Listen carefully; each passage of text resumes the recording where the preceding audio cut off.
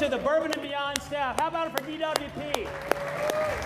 They've been putting this together all week for you folks. A lot of effort went into this area right here. This is the Rocks Room, presented by Zell. Let's do blind bourbon. But in all seriousness, it's really nice to have you all here. I'm so excited to do blind bourbon. Now, I want to explain a little bit about what you have. We're actually going to be tasting these together. We're going to be like one big tasting group here. Think of this as like a spirits competition.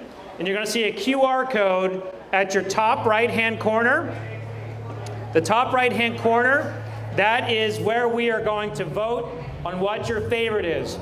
And my team put the bottles in a dadgum vodka box. They put them in a Tito's vodka box. So how do you like that for a troll? So thanks, guys. So I will reveal. I don't know what we're tasting. You all don't know what we're tasting, and we'll reveal it at the very end. But you are essentially going to be sanctioned American Spirits Council of Spirits Tasters, and we are going to taste these together. And you'll see another QR code at the lower right-hand corner. That's to my socials. Please feel free to hop on there, tag me, let everyone know you're having a good time, and also you get to come back. So keep coming back. We have different bourbons every single day, so you can at the end decide what is your favorite. You're also going to see a blindfold.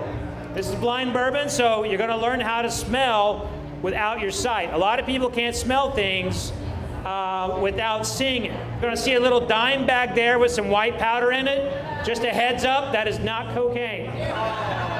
So my apologies for those who are wishing it was cocaine. It is not cocaine. And also, I don't want the blindfolds, okay? So these are for you to keep as a souvenir. There's not much of a market for used blindfolds, at least in this country. And I don't really have much of a use for them. So, I like to begin by training everybody on tasting Jack Daniels. So, Jack Daniels, everybody here has drank Jack Daniels, right? But how often do we truly taste it? We're usually like, woo! You know, we're usually like partying with this stuff. We don't really taste it like we would say, like, oh, a fine Pappy Van Winkle, or a really refined scotch. We taste this like we are like at a frat party about to get it on, you know what I'm saying? So we usually don't actually taste Jack Daniels. So I'm going to train you all. This is going to be our training portion of the segment. So it begins by looking at the color. So you look at that color. When this whiskey went into the barrel, it was clear as the water from your tap. Every single day it was in that wood. It was working in and out of that wood, drawing out all of the color, the majority of the wood sugars, and just giving it all that sweetness and deliciousness. And prior to that, yeast, grains, distillation, fermentation techniques, all of those things went into making the flavor. But I like to look at this. These around, and when you are swirling this, what you're doing is you're actually pushing up the aroma. You can also look at the legs. It's almost like observing an album cover. You're just enjoying the process of the whiskey and what it looks like in the glass. You can't really judge a lot off of it. If it's darker, you know it's older and higher proof. Now we want to bring it to our noses. And when we bring it to our noses, we want to smell with our mouth open. The first thing you're doing is you're looking for things that smell bad, rancid, things that smell like turpentine, kerosene. That can be signs of bad distillation, and you do not want to drink it. So let's bring it to our nose. Have your mouth a little open. Take it side by side. Your nostrils will work differently. We've established that Jack Daniels probably doesn't have any of that stuff in there that's bad. But now I want to kind of like label it as like kind of generally, is it sweet? Is it savory? Is it spicy? For me, there's a lot of bananas in Jack Daniels. Anybody else get that banana nose? I mean, that comes from their yeast and how they do their fermentation. But lots and lots of bananas up in there. Now what I want you to do is for the fun part. We are going to taste. Again, this is not a fraternity party. While it is Jack Daniels, we are not shooting this. So just put a little bit on your palate. And I want you to focus on the part of the tongue it's hitting. And I'll tell you real quickly where I got this from. You all saw the video of when you came in. I'm an Iraq War veteran, and when I came home, I had a lot of issues, and I got myself a therapy. It saved my life. Thank you to the Louisville VA for that. And amazing group at the Louisville VA. Thank you. And once I got past that point where I was like, you know what? I know I'm not going to jump off a bridge. I'm going to be okay. I had to learn how to live. And my therapist introduced me to aromatherapy and taste mindfulness. And I put a barbecue potato chip on my tongue, and for the first time in my life, I was thinking about eating a barbecue potato chip instead of stuffing my hand in there and putting another thing in my mouth and another thing. It really was fascinating. But for the first time, I was connecting my palate to my brain. And that's the part that we're about to do here. It takes some time, takes some training, and this is your first step. But what I want you to do, I want you to put a little bit on your tongue and think about what part of the tongue is it hitting. We get the sweet notes on the tip of our tongue. We get the savory notes in the middle. We get the spice in the back. And we also get a little bitterness in the middle, toward the back, and on the sides. So first, let's all taste, and let's decide what part of the tongue it's hitting for you. And remember, we are all different. We all taste differently. What I taste will be different than what you taste. So here we go. Or you all already went. I'm going to go now. All right, who felt it on the tip of the tongue? Okay, a handful. Who felt it in the middle? Who felt it in the back? Who felt it in the middle, toward the back, and on the sides? All right, some people didn't raise their hands. Who already drank the damn thing? I knew it! I knew I'd have someone who already drank the whole thing. I mean, it is a concert. I give it. I don't begrudge you for that. Okay, so now let's taste again. And this time I want you to think about that area of the tongue that you noticed it. And if you felt it on the tip of your tongue, I want you to really think about the sweet things you had in your life. If you feel it in the middle, I want you to think about the savory things in your life. In the back, that's the spicy area. Is it baking spices? Is it pepper spices? Really concentrate on those flavors. Let's see what you get after you've tasted it. Okay, who would like to volunteer their notes? Raise your hand if you want to talk about what you tasted. Okay, all right, what'd you taste, sir? A little bit of leather. You taste a lot of leather? Taste a lot of leather in it? Like a baseball glove kind of thing? That's a really good call out on that. You know, when I tell people I taste leather, they look at me like I'm a freak. So I'm glad the baseball glove, anyone ever played baseball or had horses, you chewed on the reins every now and then. It's kind of a salty, leathery thing. Anybody get any like fruit cake, any bananas, anybody get any tobacco in this? And the last part that we really focus on is what we call the finish. After we have tasted it and we let it kind of go down our throat, we have taste receptors in our throat and in our belly. You feel it coming on down? That's the whiskey hug all up on you. And so how long is it still resonating on your palate? And what flavors do you pick up? So that's the last part of the 4-point tasting. Let's see how long it finishes for you. Who would say that this was like a 5-second finish? 10-second finish? 15-second finish? Wow, we got a 15-second finish on Jack Daniels. 20 seconds? 30? 40? Longer than 40? So a lot of people not feeling the finish on Jack, I guess. All right, so now's the portion. When we do these, that was our tasting portion. That was your training that you're going to use on the next 3 bourbons. But as you kind of you got some hot food coming out there, I want to make sure you get a little bit in your belly before I fill it full of bourbon, because I don't need you going and passing out on me when you're going to go see Jack White tonight. Yeah? I mean, I can't wait. I can't wait. So have that while I kind of give you all a little history lesson, all right?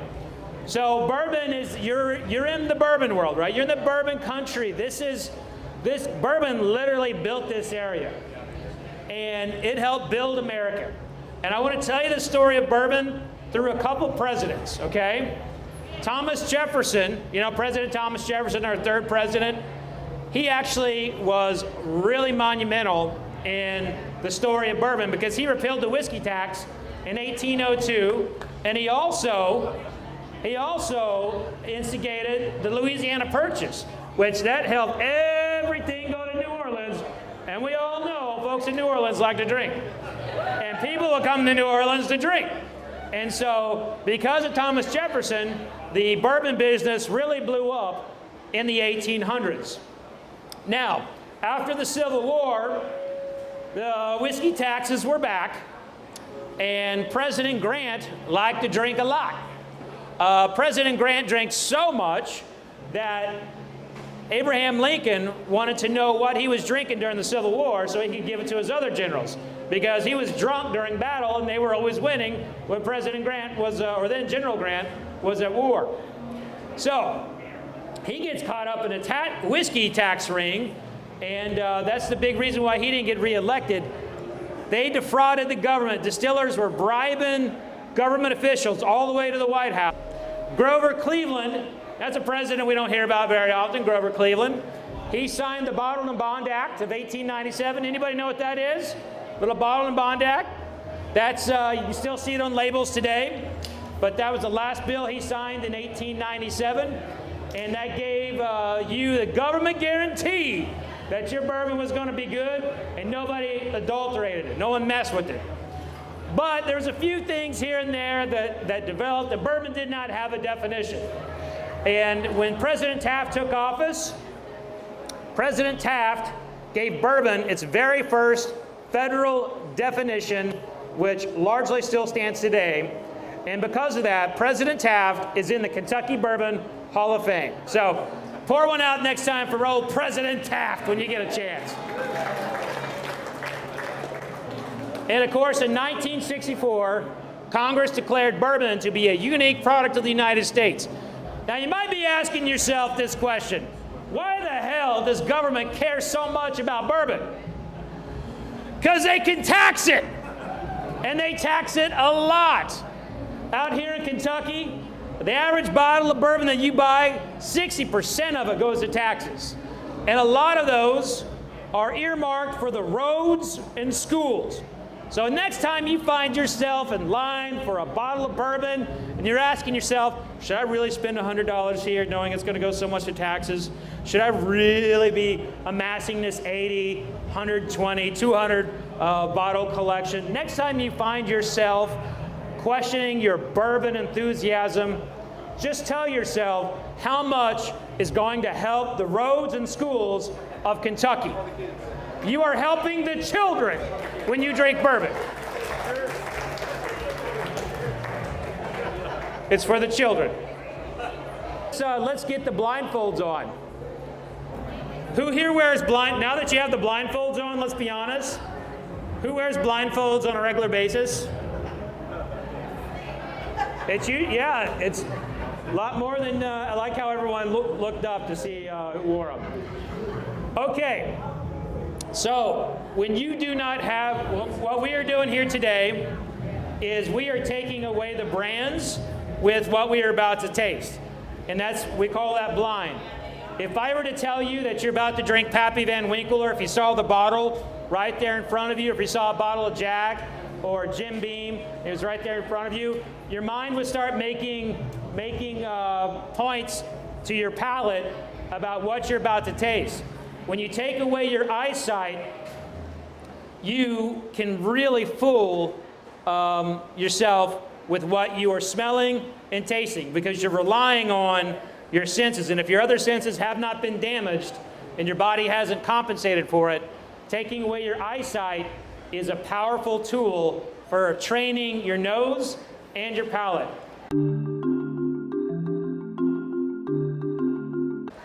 Okay, so that, if you can take your blindfolds off now, or you can keep them on. I mean, I don't care. You can keep doing this blindfolded.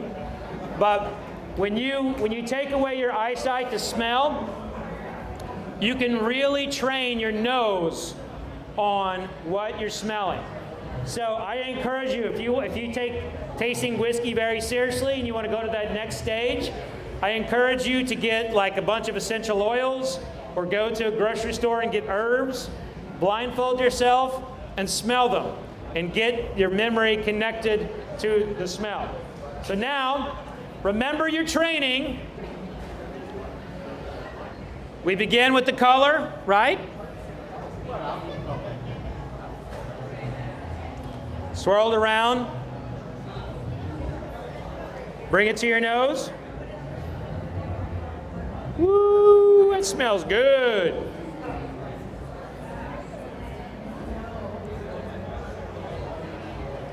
Who likes the smell of glacé? Pretty solid, right? Remember, you smell with your mouth slightly open, folks. All right, bring it to your palate, and let's focus on what part of the tongue it's hitting first. Here we go. Who can feel it on the tip of their tongue?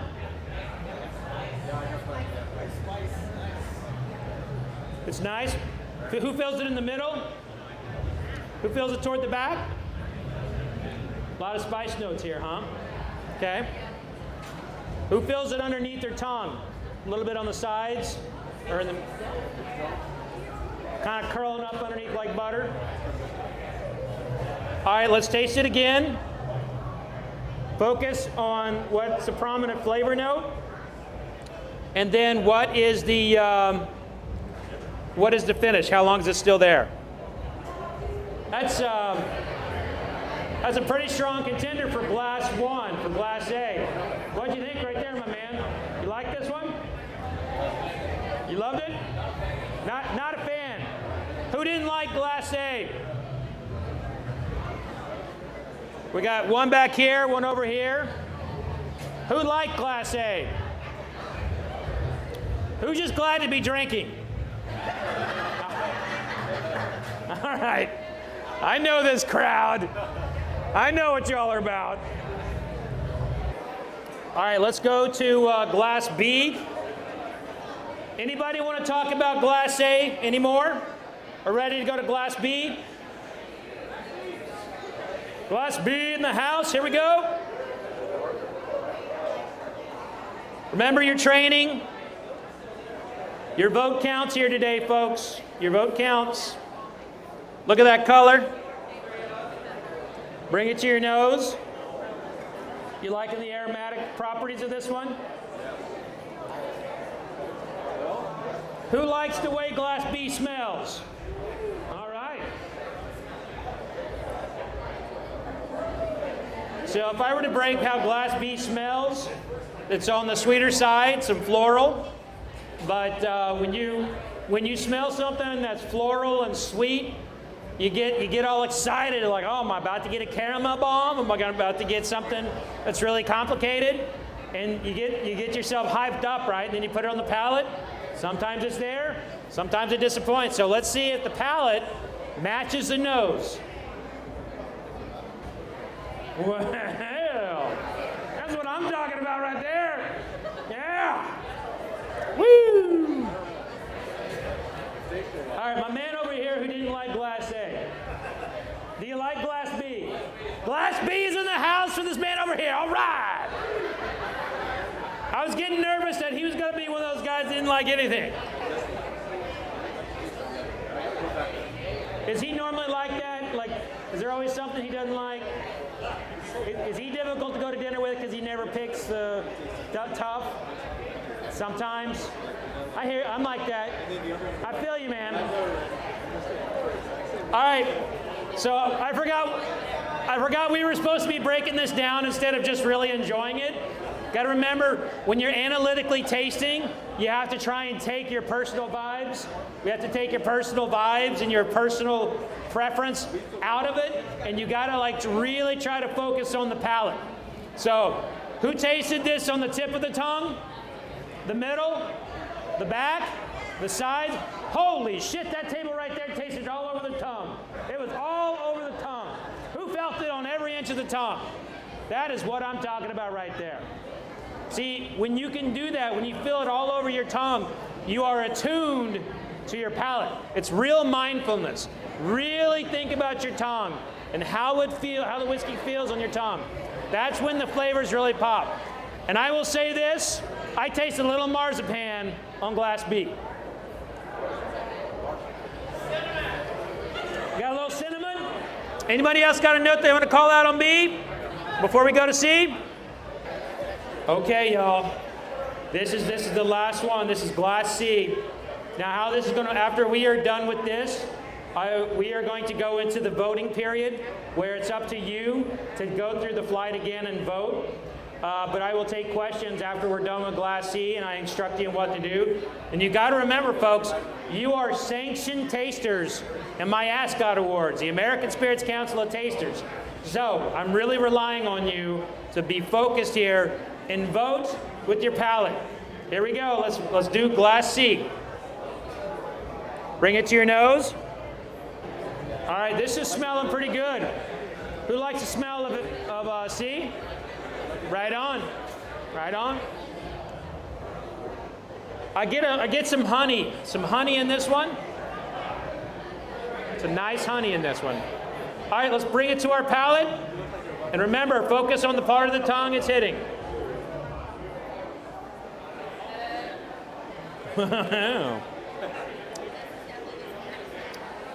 He knows what I'm talking about. Who's feeling it on the tip of their tongue? The middle? Back? Middle, back, sides? Anybody get caramel in this one? Little nutmeg? Like a pumpkin pie, you know, nutmeg? Honey? I mean, honey's all day long in this. All day long. I want to taste it one more time. I invite you to taste it with me. Hot damn. How do you choose with this? Am I right? So here's what I would like you to do. I want you to, if you need to go through this entire flight again, taste it again, this whiskey's here for you. If you do not drink it, if you do not taste it, this whiskey is getting poured out. So it is on, I mean, we can't serve it to someone else. You know, it's like the blindfold. There's no market for, half-used whiskey. So go through A, B, and C again. I'm going to open up the voting results. Whoa, the results are coming in. And it looks like Glass B is getting away. It's getting away. Glass B is going in for the win. Glass B with almost 50% of the votes. Glass C's coming in strong. Glass C's coming in strong. It is within a pallet away from winning. Oh, Glass C and Glass A are coming in hot. Somebody just voted for Jack Daniels. Uh-oh, Glass C is coming in strong. Glass C is knocking on the door of Glass B. Uh-oh, someone just withdrew their votes from B and went to C. All right, I'm gonna go. You got a question? If you're trying to get better at bourbon tasting, should you start with cheaper bourbons and work your way up, or start with? If you're trying to get better at bourbon tasting, should you start with cheaper bourbons and work your way up? In terms of getting better at bourbon tasting, it really does start with focusing on what you taste normally. Like, if you're eating lunch, think about what you're eating. I know it sounds silly, but you've got to connect your palate to your brain. And that's in every single circumstance. If you're just eating like a barbecue sandwich and inhaling it and not thinking about the sweetness or the savoriness or how like the meat can separate and connect to the bread, that can impair your ability to taste later on. But in terms of like, should you start with the cheap stuff and go way up? Well, I'll tell you, it takes a really good taster to understand and break down something that is not on par with like a 95-point bourbon. So I think it's a mix of both, but you got to learn to appreciate everything. You can't just say like, oh, that tastes like garbage. That's not being an effective taster. That's implying your personal belief of that particular spirit. Being a taster means separating your personal wishes of what you want in something and breaking it down. And holy shit, Glass C and Glass B are neck and neck. If you have not voted yet, it is coming down to Glass C and Glass B. Glass C and Glass B. Someone heard that call. And went to B. Holy smokes. And I feel like Jack Daniels is like the Jill Stein or something here. It's pulling just enough votes from C to keep it from winning. Anybody else got any questions? We got a question over here? It's going to be hard for me to hear you from way over there. Can you come up?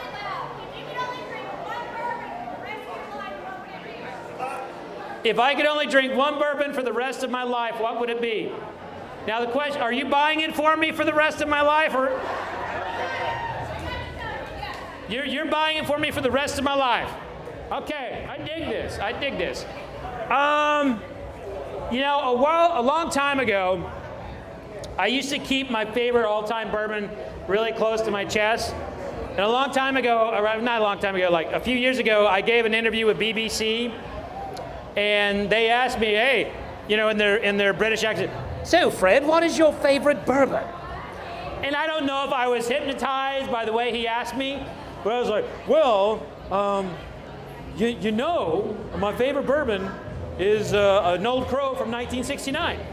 And so my favorite bourbon of all time is an Old Crow from 1969, just, you know, bottled in 1969, a 10-year-old, and it was put in these Old Crow chess pieces, and they made an entire limited edition chess setup of old, and they made them out of chess pieces. And Jim Beam bought Old Crow from National Distillers in the late 1980s, and they turned that brand to shit. But back in the day, Old Crow was the best bourbon on the shelf. Today, it sucks. It sucks today. You want to know what they are? We're going to get there. Okay, are we ready for the results? Okay. Well, Jack Daniels came in last, but it got enough votes to take away from C, which came in second. A came in third, and your champion of the blind bourbon, Glass B, drawing 42.52% of the vote. Glass B is your champion. Now, let's find out what they are, shall we? Oh, you have a question real quick? Before we find out, how would you describe Glass B? He wants me to describe Glass B, okay. All right, hold on, everybody. Let me get into my taster element real quick. Okay, so it's got a really big, beautiful vanilla nose, a little bit of cornbread coming out of the oven, touch of honey, little jalapeno on the nose, like freshly sliced.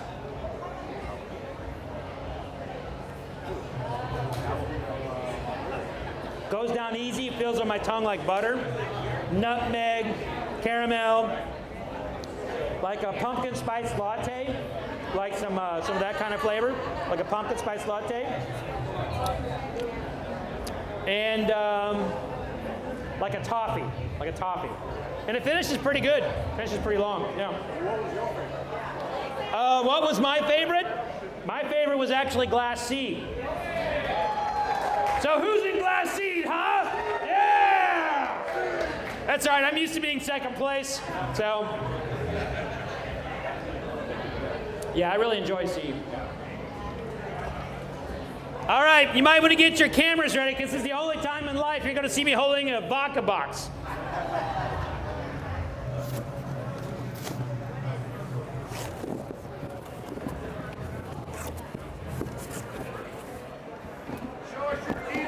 Oh, Jack Daniels! Yeah, you all knew that one. right, A. Hey, A Starlight from Huber's. Small little distillery in Indiana, family owned and operated. They grow their own corn. They grow everything. They are also winemakers. So this would be considered like a small itty bitty brand.